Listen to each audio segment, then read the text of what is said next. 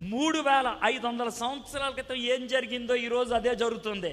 అదే బైబిల్ చదివిసేస్తే మనకి బాగా అర్థమై ఉండేది మన దేశం.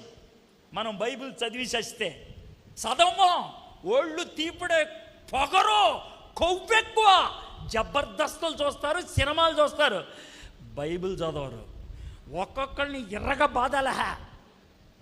బాధాలి, చెప్పు తీసుకొని కొట్టాలా.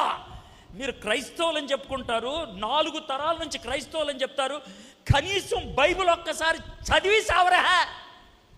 కోపం రాదా దేవుడికి? రాదా చెప్పండి నాకు, రాదా? ఎన్నిసార్లు చెప్పాలరా? దేవుడు చెప్పే మాట మెడ వంచని తరం, ఎన్నిసార్లు చెప్పినా విననటువంటి వాళ్ళు అని ఇశ్రాయేలీయుల గురించి ఏడవలా? ఒక్కొక్క ప్రవక్త దగ్గర ఏడవలా? అదే పరిస్థితి ఈరోజు. 3500 సంవత్సరాల క్రితం ఏం జరిగిందో ఈరోజు అదే జరుగుతుంది.